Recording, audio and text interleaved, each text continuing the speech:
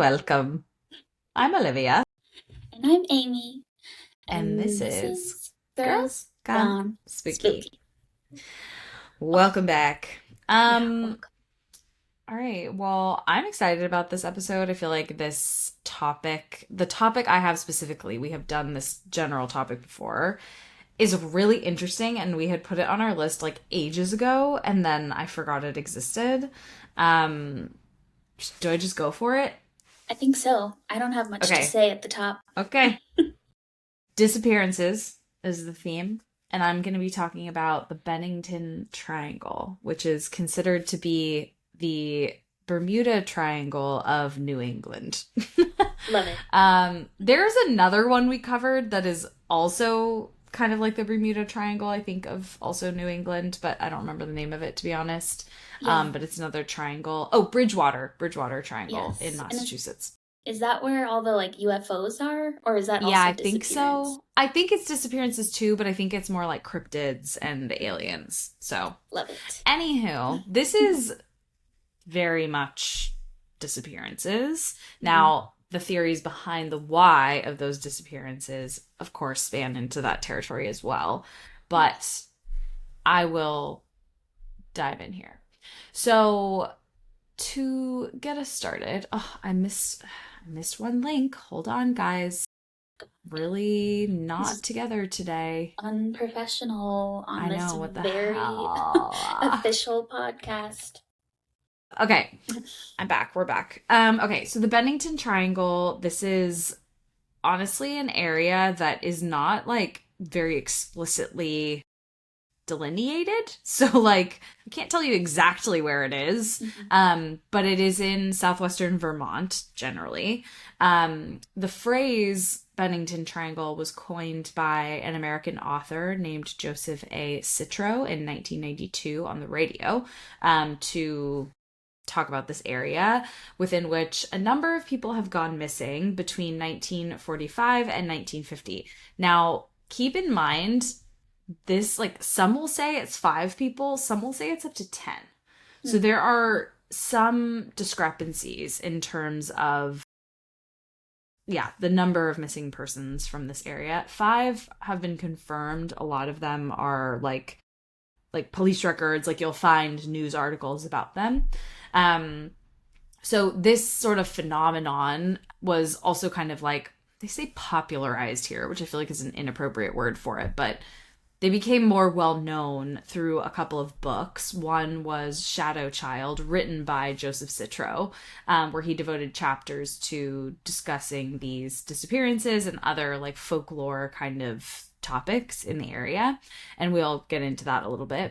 According to Citro, the area shares characteristics with the Bridgewater Triangle, like I was just mentioning, in southeastern Massachusetts, and stories of strange happenings have been told about Glastonbury and the surrounding area for many years, the best known of which is probably that of the disappearance of Paula Jean Weldon.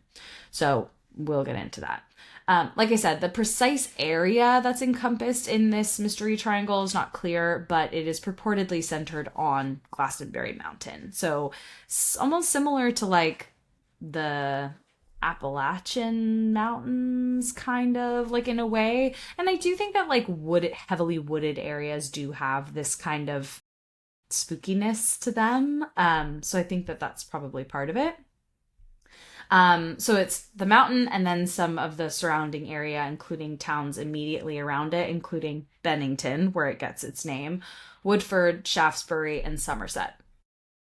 So Glastonbury and its neighboring township, Somerset, were both once moderately thriving logging and industrial towns, but began declining toward the late 19th century and are essentially ghost towns, unincorporated by an act of the Vermont General Assembly in 1937.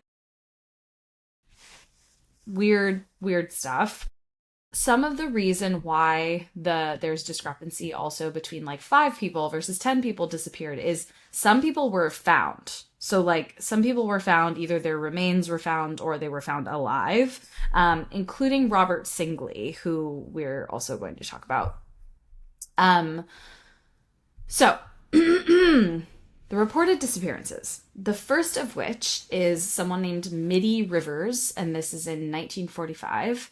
So this was on November 12th, 1945, when 74-year-old Mitty Rivers vanished while hunting in Bickford Hollow, which is about 4 miles west of Bennington and north of Vermont Route 9 near Woodford. So perfectly in this triangle.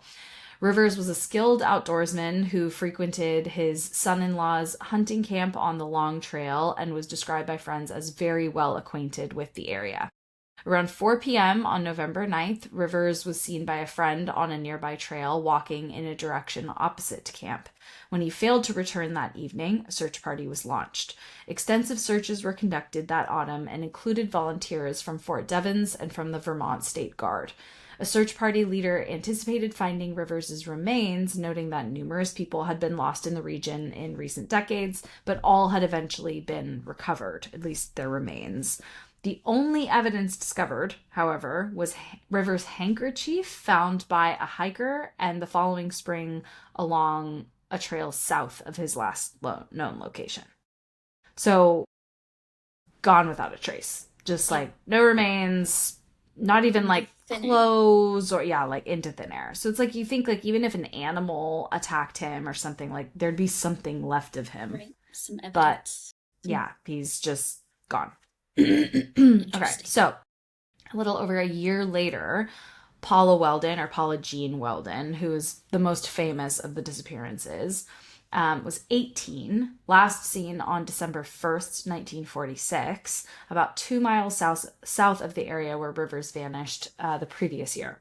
Weldon, who was a sophomore at Bennington College, left campus early in the afternoon, walking and hitchhiking, 6 miles to the Long Trail, which at that time crossed Route 9 near Harbor Road. One of the last confirmed sightings of Weldon was by a local man who gave her a ride from the college to a site on Route 9 about 2 miles west of the Long Trail. Several other witnesses claimed to have encountered her on or near the trail, including a Bennington Banner employee who gave her directions. She was dressed in a red jacket, jeans, and lightweight sneakers, and was not carrying any camping gear or clothing appropriate for frigid temperatures. Weldon failed to attend class the following morning, and an extensive search was eventually launched, which included the posting of a $5,000 reward and help from the FBI, but no evidence of her was ever found. So she's like the most famous, the most mysterious, partially because she's this like attractive 18-year-old student who just like, it's just eerie too, because it's like, why wasn't she prepared? Like, was she trying to hike? What was she doing? Like, why was she trying to get to this trail? And why, again, was nothing, not even a shoe, a handkerchief, a jacket, like nothing found. Right. So we're going to jump 3 years forward. And this is James Tedford, a 68-year-old World War I veteran who went missing also on December 1st, but 3 years later. So that's December weird. 1. Yeah, little weird. And there are weird coincidences throughout. Like a lot of people, maybe all of them, although this is unconfirmed, were wearing red. Like there were just weird coincidences. Yeah. So 3 years to the day after Weldon was last seen, Tedford, who was a resident of the Vermont Soldiers' Home in Bennington, had been in St. Albans visiting relatives who accompanied him to the local bus station and observed him boarding a southbound bus. The last confirmed sighting of Tedford was at the bus depot in Burlington, where he had a brief conversation with an acquaintance before transferring to a Bennington-bound bus at about 6:15 p.m. The bus driver later reported to police that a man resembling Tedford may have disembarked in the village of Brandon, about 70 miles north of Bennington, while that same night, Brandon police investigated a report of a man fitting Tedford's description acting queerly, in quotes, in the village's downtown. Tedford's disappearance went unreported for a week until the superintendent of the Bennington Soldiers' Home notified the police on December 8th. Newspaper reports indicated that Tedford was mentally ill at the time of his disappearance, and his family stated that he was despondent about returning to Bennington. An author named Tony Jinks discusses Tedford's disappearance, saying that, quote, the popular conception is that he vanished into thin air while on the bus, but like many missing person stories, there is a gap between when he was last seen and when he was reported missing a week or so later. So there's enough evidence to suggest he didn't just like disappear without a trace, but no trace of him was ever found. So again, just kind of weird. And the dates matching, like, could be a coincidence, but just odd. The next year, 1950, on October 12th, Paul Buddy Jepson, who was a special needs child who was 8, vanished while accompanying his mother on farm chores. At about 3 p.m., his mother drove with him to the Bennington town dump where the family kept a herd of pigs. She left him unattended in the vehicle for about 30 minutes while she tended to the animals, but when she returned around 4 p.m., he was missing. Authorities initially focused their search on the dump and surrounding woods, but a bloodhound later tracked Jepson's scent along an adjacent road to an intersection where the trail abruptly ended. Police theorized that rain may have washed away the scent, while Jepson's father speculated that a driver may have accidentally struck the boy and taken him from the scene in a panic. He also stated that searchers might have overlooked Paul in nearby woods because his brown and tan clothing would have blended in with the fall foliage, and Paul may not have known to shout for help or something along those lines. So that's one that feels maybe not, like maybe a little bit more explainable, but also just like, why are there all of these disappearances? Like, why is this happening in this area? So then, yeah, very weird. So 16 days later, on October 28th, 1950, Frida Langer, aged 53, went missing while hiking in the woods near Somerset. Again, skilled hiker and hunter, Langer had accompanied her husband Max and her cousin Herbert Elsner that morning from their home in North Adams to the family cabin on the shores of Somerset Reservoir.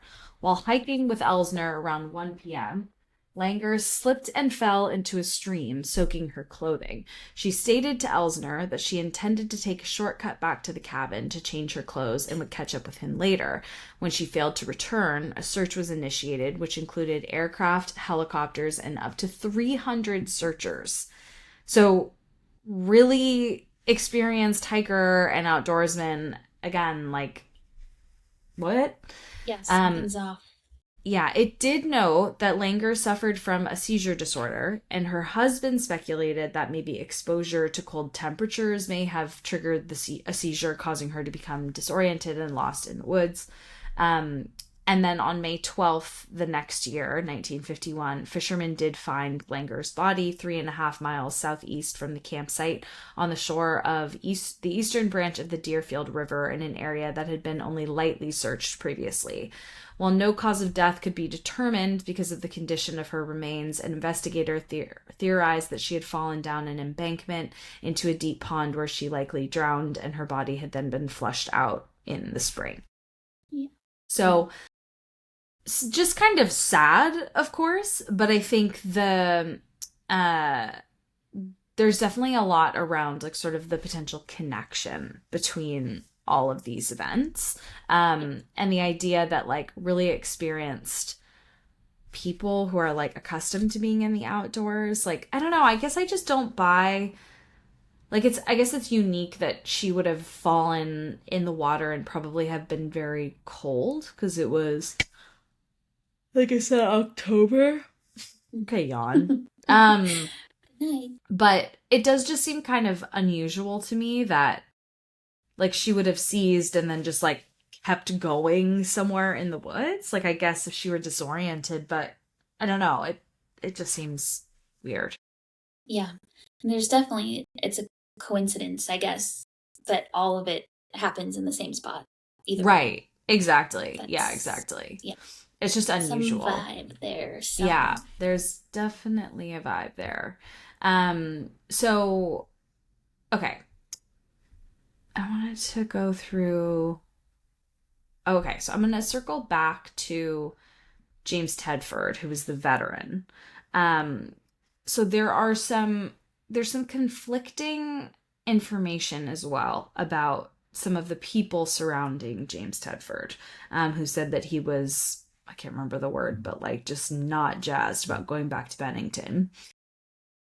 Apparently, Tedford had a wife named Pearl who had also disappeared years prior. Yeah. Weird. Well, the the facts, I guess, is that she was much younger than James. She was 28 and he was 56. And they lived together in Fletchertown in Franklin, Vermont. This is where the story kind of splits. So, one version of the story says that he returns home after serving in World War II to find the home that they had rented abandoned. His wife is missing. His family has no knowledge of where she is. So, he comes home to nothing. And then in the second side of the story, they're living together after the war as normal, but then he comes home one day to find her missing. In this version of the story, there's a meal that's either in the process of being prepared or has already been served and waiting for him. In some versions, the meal is hot, and she's just gone. But in both forms of Pearl's narrative, she had last been seen at or near Amico's store in Franklin.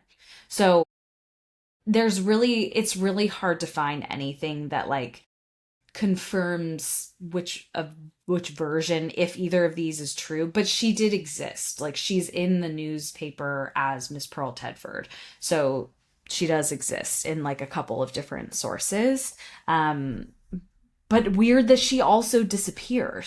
Like, yeah, what are the odds of that? That's so weird. So yeah, it's so weird. And then talking too about like the like wearing red or whatever, it said that Paul Jepson, the 8-year-old, his mother Paula was wearing red when Paul went missing. So weird.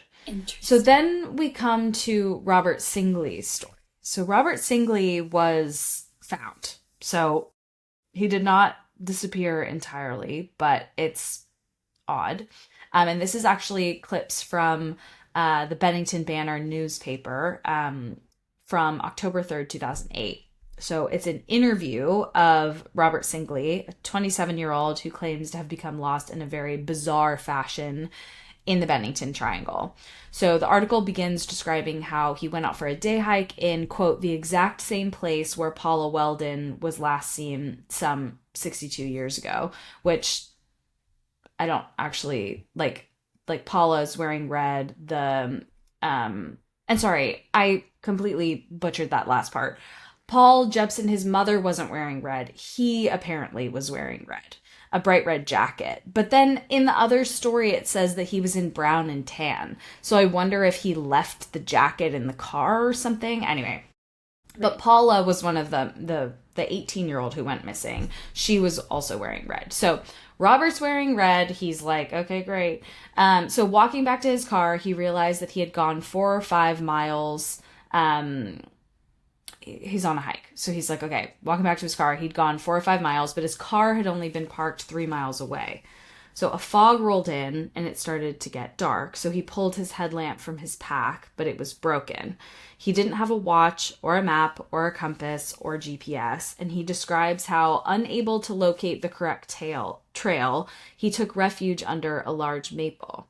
He said of the tree, I was kind of like drawn to it in the night. It was expelling a weird sort of, I don't know, a really weird haunting energy, for whatever that's worth.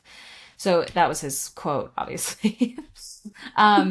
It was dark. He was cold. He tried to build a fire, but kept stumbling across large animal bones in his search for wood. He was eventually able to build a fire out of some dried birch he'd found and some pages from a book that he had in his pack. Aside from a loon call, he said that the night had been eerily quiet. The sun eventually rose, and disoriented, he tried to find his way back to his car. After hiking 3 or 4 miles, he found a wilderness sign that told him where he was, which was near Goddard Shelter, almost at the peak of Glastonbury Mountain. I thought I was camped about a 1/4 mile from my car. Instead, I woke up completely on the other side of the ridge, literally 6 or 7 miles away from where I should have been. Wow, that's so weird. Isn't that weird? Yeah, some portal. Right, exactly. So on Mhm. his way back, he passed the maple. So like he was like, "Oh, like that's the tree," but he said this trail seemed completely foreign to him. He saw things that he could not have missed the night before, like downed trees crossing the trail, etc. Police then found him in the late morning. And Singley finishes saying, either I took a side trail, which honestly doesn't make any sense, or something really weird happened to me out there. So it's just weird because it's like the mountain almost took him but didn't. Right. Um, and when we talk about theories of like what the hell is happening in these woods, Hmm. there's a very wide array. So the first is something paranormal and or like cryptid activity. So this is an area where there have been what they call the Bennington Triangle monster sightings. Um, Similar to Bigfoot, 8 feet tall, hairy creature. I also see strange lights on the mountain that are seemingly unexplained. Um, Native American legends of a cursed, haunted mountain, suggesting like the mountain is like evil or cursed Yeah. inherently. Mm. Then you get into folklore, so that's like the kind of like obvious supernatural thing. And then there's the folklore, like the man eating stone. So there are these, Whoa. yeah, I guess there are these ancient tribal beliefs, I guess from local indigenous groups, Hmm. about the dangers of the mountain. And it's connected to the first one, like that the mountain is sort of cursed and that Yeah. there's a quote unquote man eating stone. That's the explanation for people vanishing without a trace. Almost like the mountain has, or some part of the mountain at least, has like, I don't know, awareness and is malicious, and seeking to take people. Wow. Crazy. Um, Other, maybe more real world possible explanations. This doesn't make sense for all of them, but I think serial killer comes to mind, like especially for Paula Weldon. Um, the proximity of the disappearances, the lack of bodies in a lot of cases leads some to suspect serial killer, especially given that era, in the 40s and 50s. But no culprit was ever found, and there's no serial killer from that area or even close that like Right. matches that makes sense. So Hmm. knowing what we know today, unless there was just a serial killer that, which I'm sure that exists, like serial Right. killers that no one discovered. Hmm. Um, there of course are natural explanations, disorienting weather, hidden ravines, like, this woman falling in the water and then slipping in whatever, a sinkhole. But a lot of people really bristle against that because you're talking about like experienced hikers in most of these instances. So Yes. yes, even one had a seizure disorder, but it's like, you know, I really kind of doubt that this was like her first rodeo with that. So it's like, I don't know, it just Yeah. seems bizarre. Yes. Um, and then yeah, it's just like the unexplained vanishing angle of just Yeah. like this We'll just never know. happens. Hmm. Yeah, and we'll just really never know Yeah. what the heck happened there. So I Interesting. have Yeah, so I have one more story about the Bennington Triangle and then just a couple quick mentions that I thought were just like spooky and interesting. And this is from actually a different subreddit than our usual. This is from Backwoods Creepy subreddit, which I love and is Love it. mostly Appalachia. Mhm. But this is from Specific Wish 1051, and it's titled Off Putting Overnight in the Bennington Triangle. So they say, I grew up in Vermont and have spent a lot of time hiking and camping. I'm more comfortable in the woods than I am in a city most of the time, and I seek out solo day hikes through the woods whenever I travel. A few years ago, my newly retired father decided to hike the Appalachian Trail, and when he got up to Vermont, he encouraged both me and my sister to do short hikes with him. I joined him for a night as he walked over Glastonbury Mountain. And actually, I didn't even think to double check if Glastonbury is a part of the Appalachian Trail. I guess I it think. must be because it's sort of implied here, but it Yeah. must be like the very northern end, right? Yeah. I'll look it up. Glastonbury Mountain. Part of the Green Mountains, it says. Okay, So, so separate, but I guess in that same. general vicinity.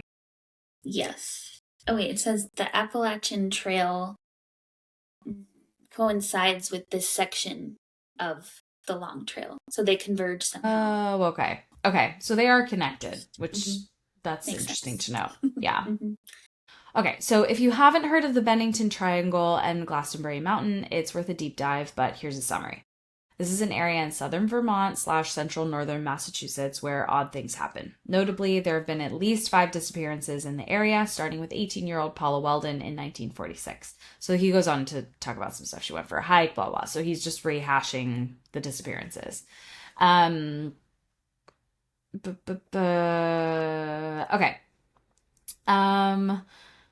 There's another story. Okay, most of the disappearances had one thing in common. The people who disappeared were last seen wearing red. So that is like a very well-known That's so element weird. here. I know, really weird. Also because red is so easy to spot. Like, right. Yeah, for I don't a know. missing person. Yeah, it seems like the perfect thing to be wearing if you're lost. Mm-hmm. Okay, so they said, I love folklore because I find the stories we tell to make sense of what we don't understand fascinating. And when my dad mentioned Glastonbury, I decided to be a little cheeky. My entire hiking outfit for the day was pink from head to toe. So not quite red, but close. The hike itself was great. Nice weather, beautiful woods, not a very harsh terrain. And our goal was a lean-to about 8 miles into the woods. We made it there in good time, and there was an outhouse located down the hill from the lean-to and a little stream a good distance from both the lean-to and the outhouse. We started to set up, and 2 middle-aged women arrive. All 4 of us are going to be sleeping in the lean-to that night. Another guy drops by, but decides to set up his tent off on the other side of the trail, closer to the stream. We chat with the ladies, eat, settle in for the night, and I fall asleep pretty quickly. I wake up in the night needing to pee. I briefly think about going down to the outhouse, but realize it's just too far down the hill for me to have the motivation. So I decided to hop off the lean-to and just go in the bushes that are right next to it. I hop off, I start to pee, and immediately get a shiver down my spine. I have the feeling that there is something massive right next to me. I could hear a sort of rattling breathing.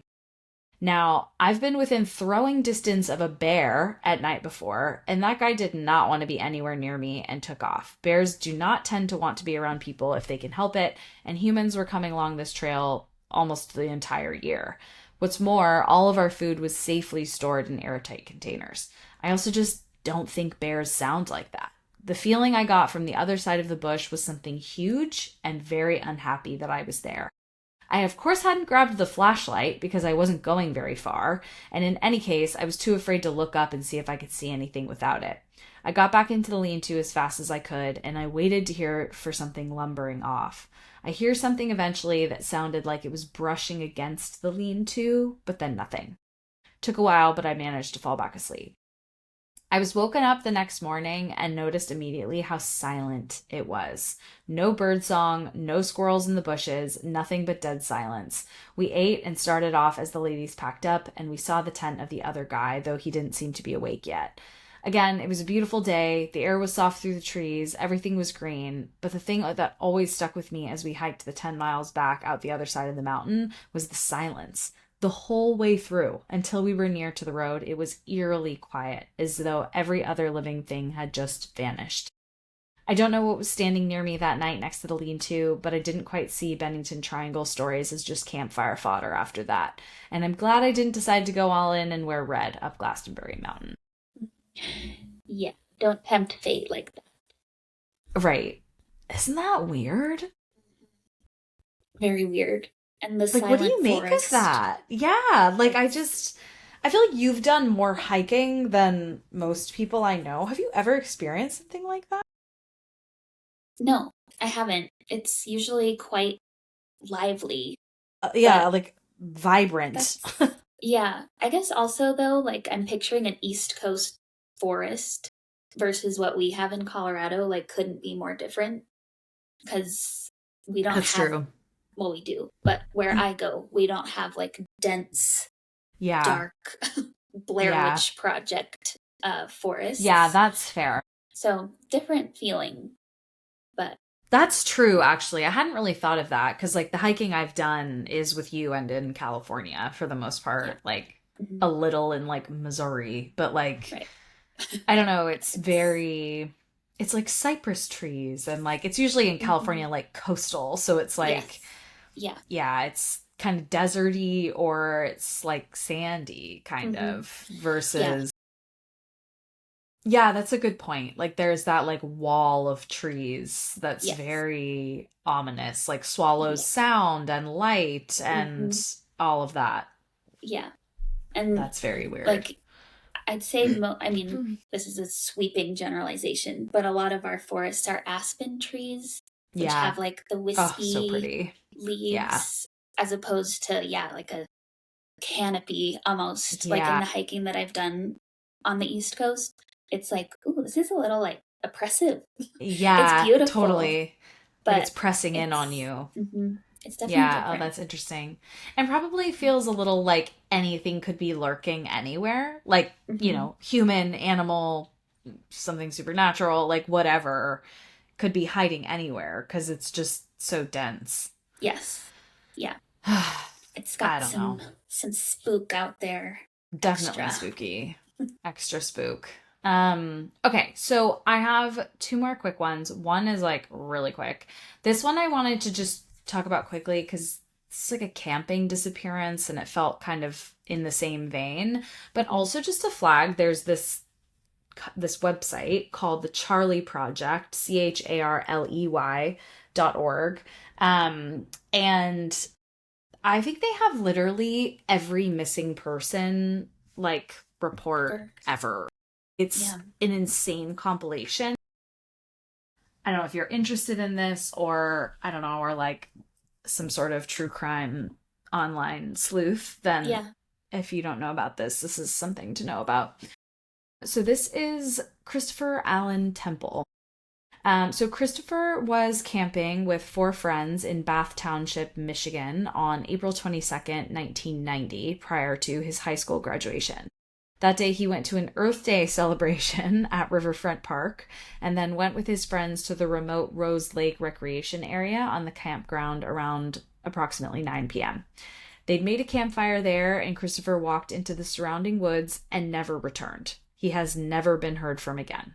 He was a Whoa. senior at East Lansing High School at the time of his disappearance. Yeah, isn't that weird? Yeah.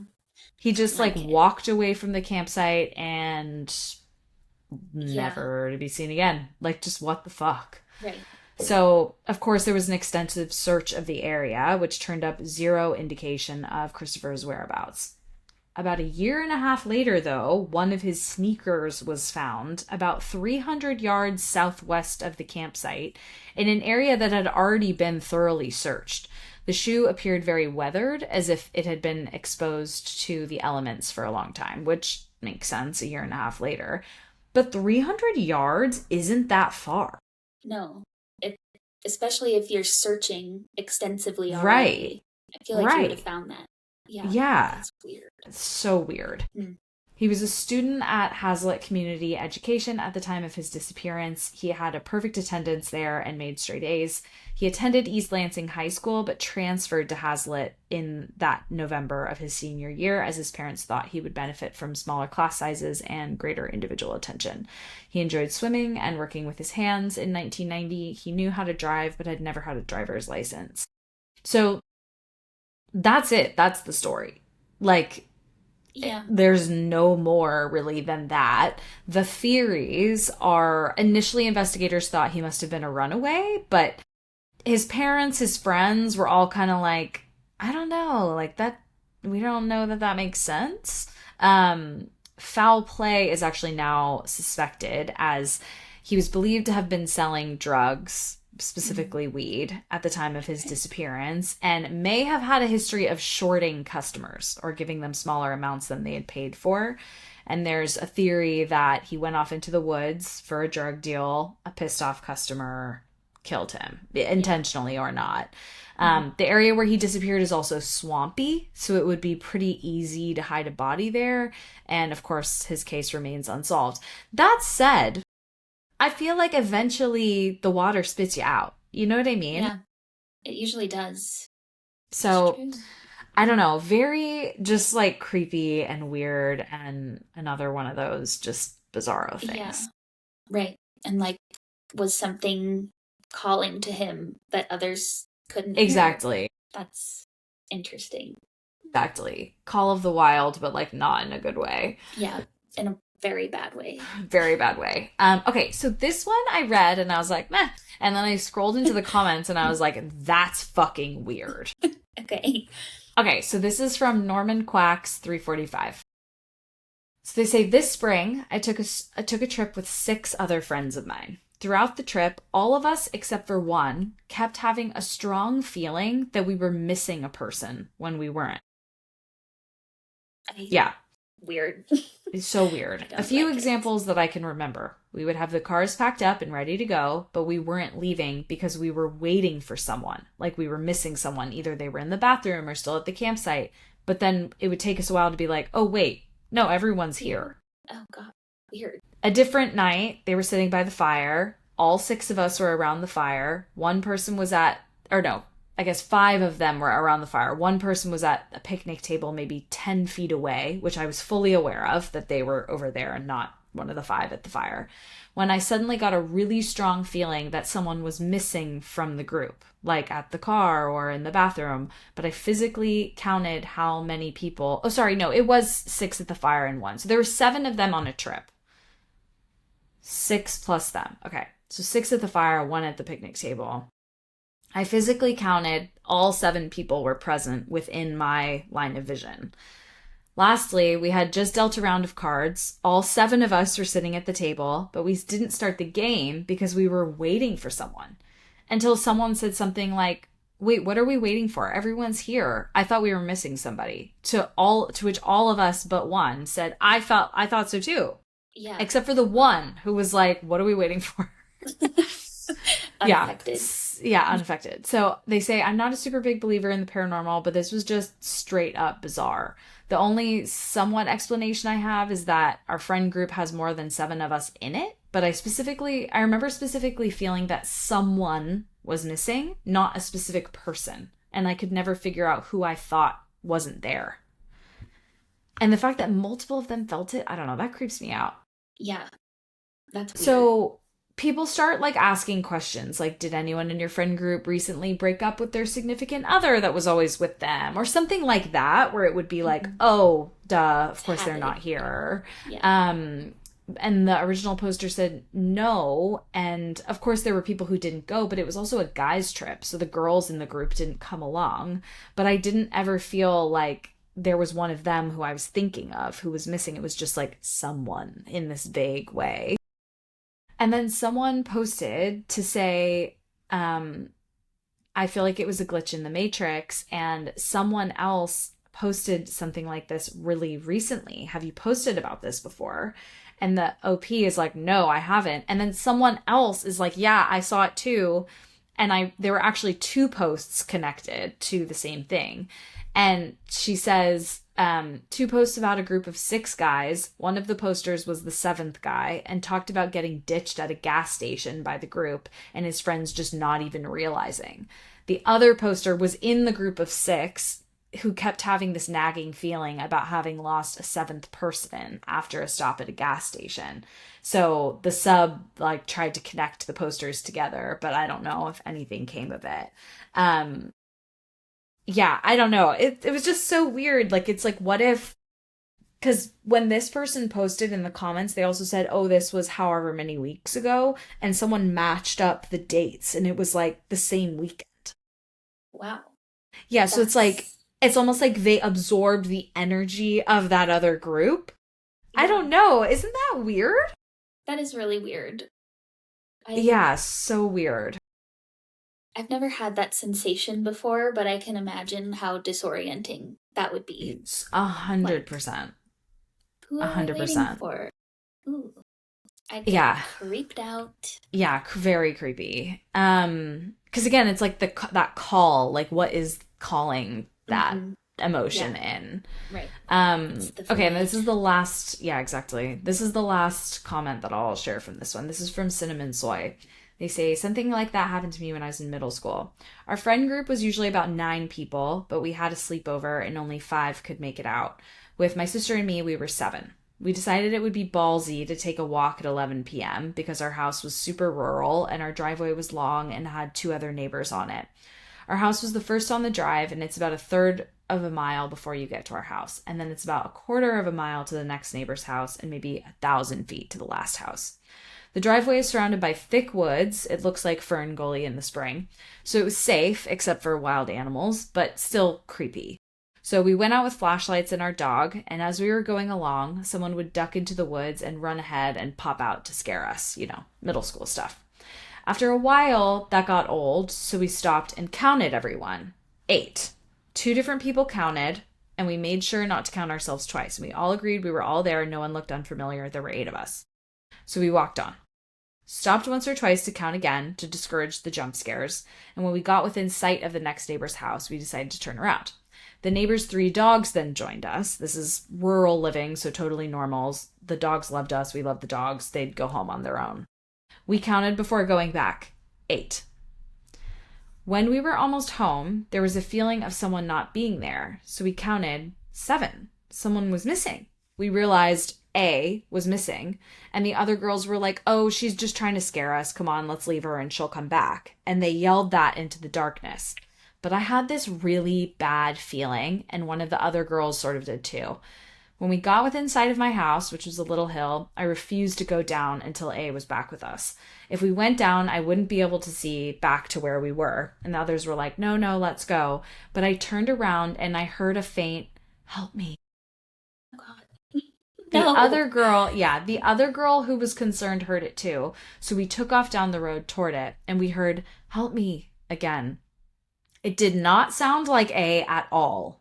We saw a little light flashing in the dark to the side of the road, and there we found A, passed out on the side of the road, leaves strewn over her, and her flashlight in 3 pieces, all scattered in the leaves. What? Oh my God. She came to, and we brushed off the leaves, and she said she did not call for help. She said she had gone off to jump out and scare us, but something white brushed past her, she tripped on some rocks, and passed out.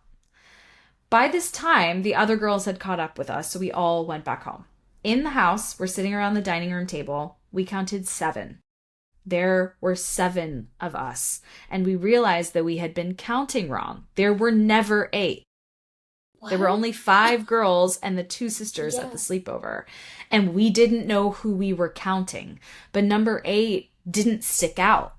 And when I got that feeling of someone missing or something being wrong, number 8 was still with us. So somewhere in rushing to find A, that extra person vanished. So we were thinking 8 was normal since we were used to having at least that many friends get together because there were 9 in the group, but 2 couldn't make it. We never figured out what happened. So weird. So scary. So scary. Was it like a good presence though? I don't think so. Because I don't think so. Maybe. Didn't it though? I don't know. I don't know if it caused it or I don't know. Like led them though to look for the Maybe. Girl that was trying to play a prank. Maybe. But they were 8 with A. So when 8 was there, right. A was still there. So it's like, why would that 8th person, and also why did they not seem out of place? Yeah, that's true. So weird. That's anyway, Ooh, those are my disappearance stories. Spooky. Great job. Okay. Thank you. So, I just have a couple actually. And one we have done before, but I think it was like actually episode 15 or something like that. Oh my God. So it's like years ago now, and it's a good story. So we'll just do a quick repeat. But it's the Mary Celeste, which I don't know if that rings a bell. But slightly, yes. It's a ghost ship. So it's kind of Mary Celeste, it was kind of fraught with issues from the start. On her first voyage from Nova Scotia to London, and her name at the time was Amazon, I know, big change. She suffered a lot of damage, and the owner at the time didn't have enough money to fix it up, so it changed hands a lot. It got wrecked a lot, but was Mm, never irreparable. But they were like, why does this keep happening to this ship? mm. Like, what is going on? So eventually, it had like a pretty significant wreck, again, able to repair. But they think that it was probably intentional because the owner was trying to collect Oh, insurance money yeah. rather than keep repairing it. Um, but no one knows that for sure because I don't remember if I said this. This is the 1800s. So Mm. it's a long time ago. After that wreck, it was salvaged by a New Yorker named Richard Haynes, and he's the one that renamed it the Mary Celeste. So in November of 1872, the Mary Celeste was led by Captain Benjamin Briggs on a voyage from New York City to Genoa, Italy, but they never made it. So, yeah, on December 4th, 1872, the Mary Celeste was spotted drifting aimlessly, like in the middle of the Atlantic, kind of off the Azores, but like pretty much Right. in the middle of nowhere, by another ship that was called the De Gracia. I don't know how to. Gratia?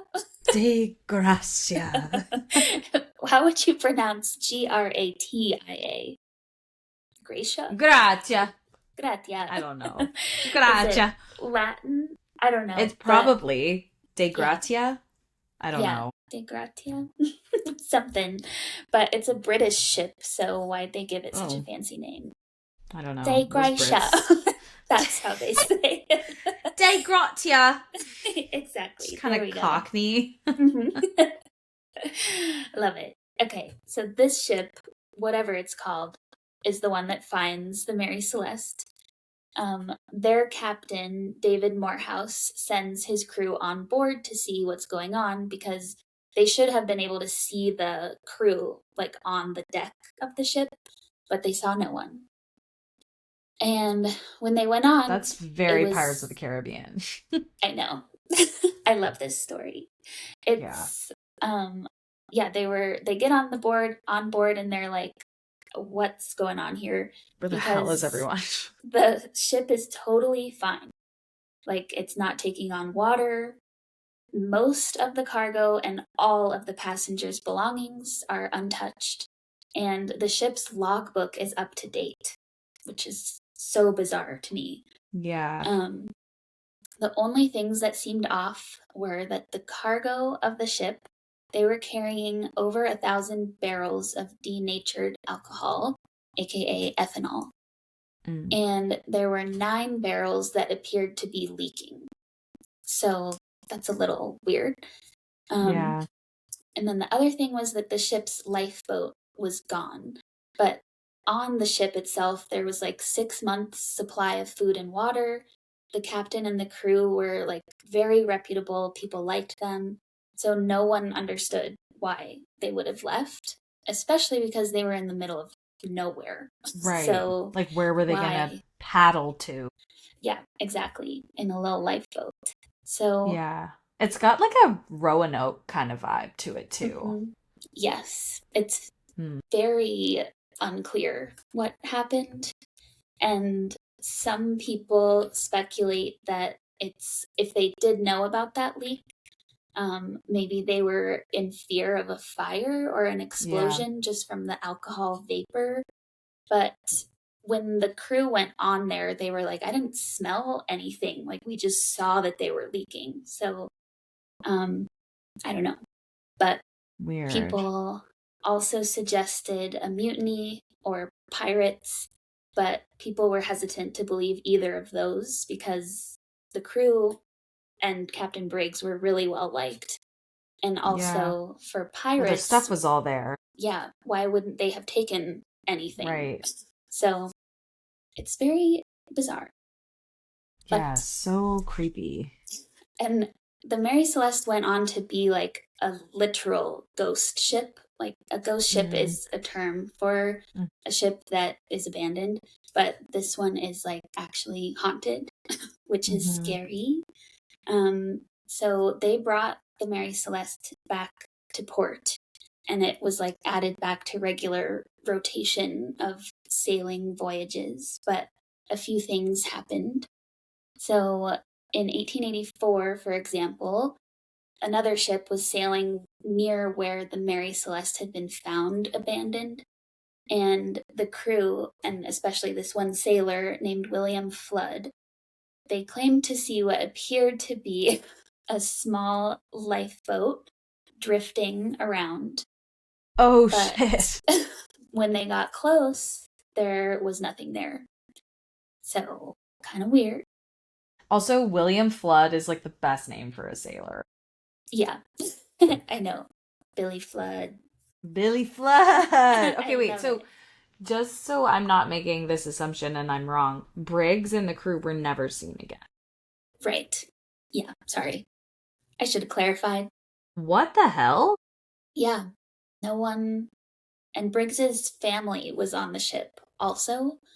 Oh So no. that seems like he definitely would have like Yeah, protected with his life kind right. of situation.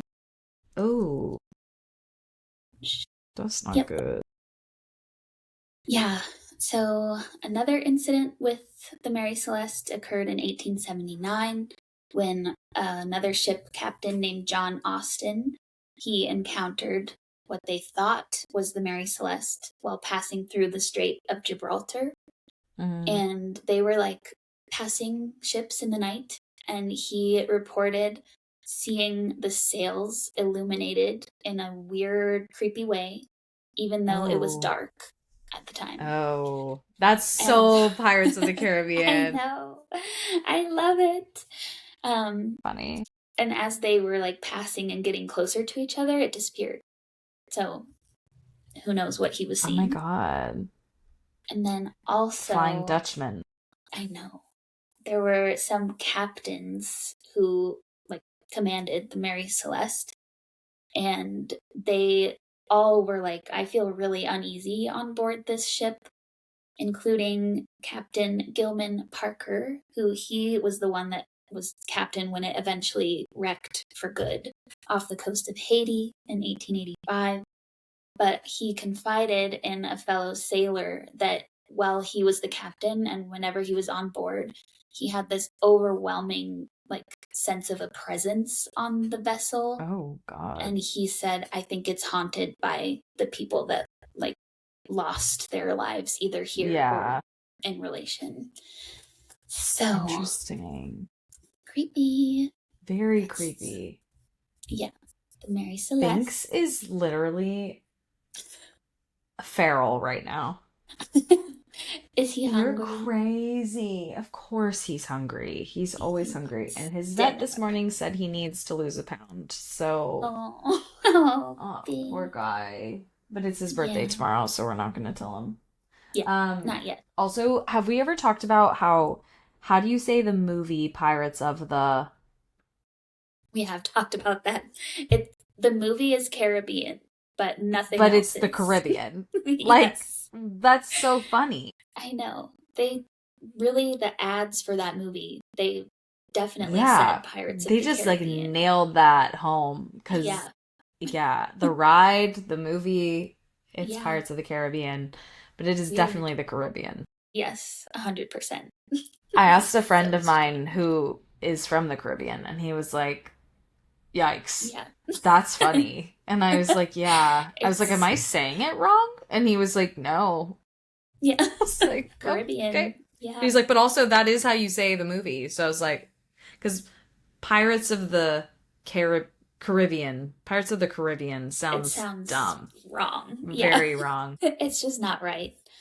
That's so interesting. Anyway, sorry, No, detour. that's okay. I often think about that because Yeah, it doesn't make sense. this is my Roman Empire. Mhm. Yes, this is our Roman Empire. Yeah. Okay, so I have one that is, it's another ship. It's probably not paranormal, but Okay. Hit me. the reason I thought of the Mary Celeste again was because I found this story because they're like, ooh, this is our Mary Celeste.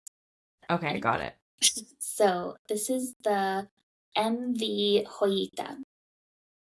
So, in 1955, it vanished during a routine voyage, only to be found 5 weeks later, adrift and deserted.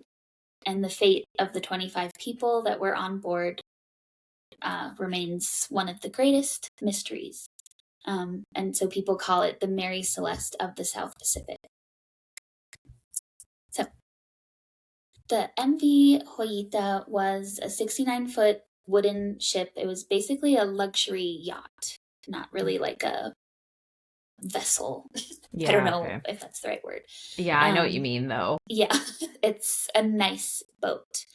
And they talked a lot about the robust design and performance because it was made to withstand like crazy Pacific Ocean weather and Mm-hmm. storms. And it even had a cork hull.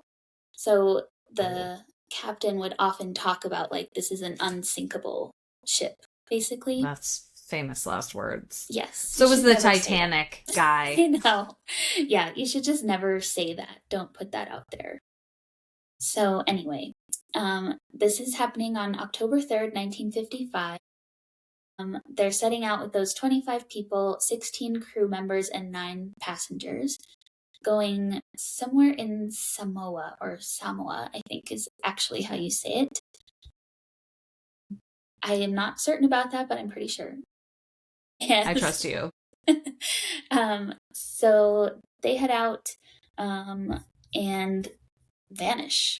That's honestly the last thing we know for sure because they're not found, or the ship is not found until the 10th of November, which is 5 weeks later. Wow. It is partially submerged and drifting over 600 miles off course. It's off a Fijian island. Whoa. Yeah. So the people or investigators go on board and they find some weird stuff. So they find that the radio was tuned to the distress frequency. So they may have been trying to send a distress signal. Yeah. But the radio was broken. So that's not good. Yeah, unfortunate. But also the ship's logbook and all the navigational equipment and the rafts and the firearms, like everything was gone with them. So I don't know why you would take the logs and stuff. Yeah, jumped. Yeah. Mm-hmm. Yeah. Huh. But then there was also a doctor's bag. There were no signs of any struggle, but there was a doctor's bag open on a table, and it was full of bloody bandages. Oh, God. It seems like one person at least got injured somehow. Yeah. But who knows what happened? That's weird. Yeah. And then the captain, who was named Captain Miller, we're coming back to the unsinkable comment. Like, he said all the time that if this ship is going down, like, I'm not leaving. But clearly he left. So right. It's kind of another mystery. Yeah. But the reason I say this probably isn't paranormal is just because it could be weather. It could be a natural disaster. This could be piracy because stuff is missing. But oh yeah, that's true. Some people are willing to entertain supernatural explanation. Yeah. And no one saw them again, I take it. Yeah. Gone forever. Huh. But yeah, I think some people, well, I should say very few people. Somebody wrote, what about a sea monster? So, I mean, whatever you want to believe. How do you say Cahoodloo or whatever it's called? What? Which one is that? Oh my God. The Cthulhu? Is this a cryptid or what is Yeah, this? I mean it's from a book. How do you say it? It's Lovecraft, The Call of it's spelled Cthulhu pronunciation. Cthulhu. Cthulhu. Cthulhu. Interesting. Maybe it's Cthulhu. It's kind Could of like be. a squid man. Mm-hmm. Squid man? Squid Kraken? man. A It's kind of a kraken. kraken. But it's It could be. like kind of humanoid, but it's Mm. huge. Spooky. Yeah, anyway, that is I'd a creepy rather thought. not run No, into and I that. also feel like if it were a sea monster, that boat would be toast. Like it wouldn't be Yeah. like partially submerged. It would be like just debris. Destroyed. Yeah. Yeah. Agreed.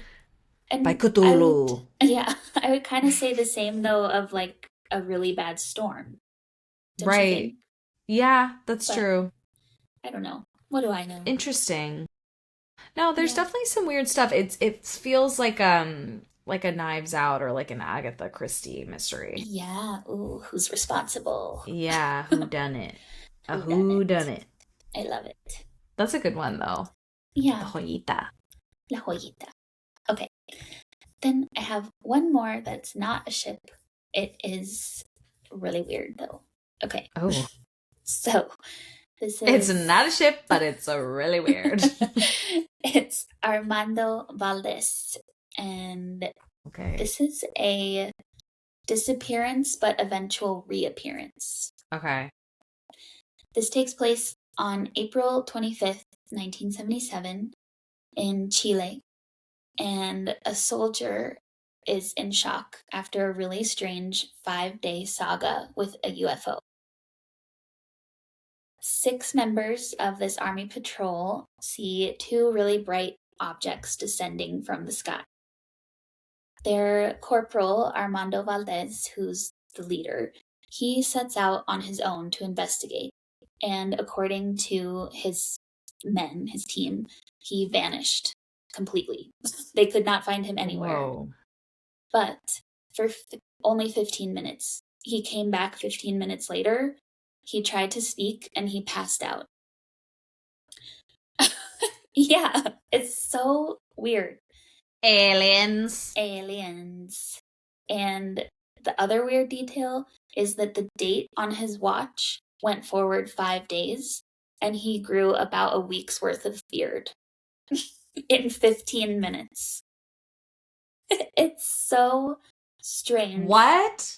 Yeah, where did he That go? gives me the beard thing gives me chills. I don't like that. Because that's such a clear indication of time passing. Yeah, and you can't make that happen. No, you can't. Mm-hmm. It's very odd. I don't like that at all. Yeah. So I apologize if this is a little disjointed. I think this No. website maybe was in Spanish and then translated. Oh, so yeah. we'll do my best. But yeah, also this is happening at like 4 a.m. So of course we're around the witching hour. Yes. But let's see. He said, let's get to the aftermath. So he reappeared, passes out. They attend to him and he wakes up 2 hours later. Around this same time, those lights and like the weird things they were seeing disappear. So it's as if his waking up coincides with the thing leaving. So when he wakes up, he says, excuse me, I don't remember anything from the moment I left you. And then he said, get ready to leave because it's 4:30 in the morning. But it was actually 7 a.m. now. But his like time had stopped at 4:30, but the date advanced 5 days ahead to the 25th. So I don't think there's any explanation for this one. Especially because, aliens. Yeah, other than aliens, like all 6 of these people saw this thing in the sky. And yeah, it was just a quick 15-minute jaunt into the next dimension, I guess. And this was in the 70s? Mm-hmm. Yeah, 1977. I have no words for that. I know. And he has done some interviews, I guess. I mean, yeah. And it sounds like he's in denial, maybe, because he was like, I don't think I was abducted. But, quote, the matter of the beard and the wristwatch was true. So, if you weren't abducted, how did that happen? Yeah, or like a time slip? Like, Right. Just slipped into another dimension or something? Yeah. I don't know. Because don't you think about, like, there have to be scientists, like, if the Russians and the CIA were working on astral projection as a part of our, like, military offensive, there have to be teams of scientists around the world working on time travel, on interdimensional travel, on, all of these things. Like, don't a lot of scientific discoveries happen on accident? So isn't it possible that they were in the wrong place at the wrong time, and either by design or not, there was some perfect storm for this to happen? But then why him? Like, why not everyone? Right. But maybe that's part of it. Is there something about him? I don't know. Like his blood type. That goes so random. But yeah, I don't know. Whatever was in his watch or something. Like, yeah, totally. Who knows? But he was also the one that like went up to it to investigate. Oh.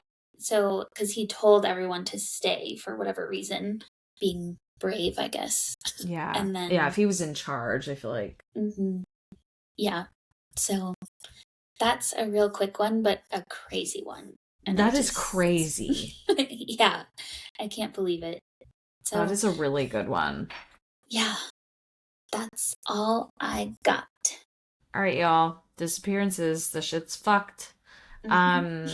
If you've heard of other good ones, let us know, because I really like this topic, and I would be open to doing it again before the end of the seasons. Same. There were so many more I feel we could have done, and I was like, I am running out of... It's too much content. Yeah, and I mean, we talked about this, but there are so many that could be true crime more likely, but still we could talk about, because... 100%. Still spooky. Still That's true. Spooky. Yes. What if we just pivoted so hard in the middle of season 5? We're like, this is actually a true crime broadcast. We're changing. Rebrand. We're changing it up, rebrand. Yes. No, I can't let go of my little ghosties, my little cryptidos. No, never. It's who we are. What do you think the Spanish word for cryptid is? Cryptidos? I have no idea. Maybe. Let's look it up. Yeah, I'll look it up in French while you do that. It's cryptido. I was right. And I bet you in French it's cryptide. I would think that's a good Yeah! Cryptide. We know what's up.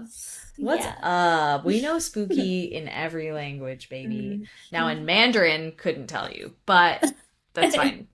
Yeah, no.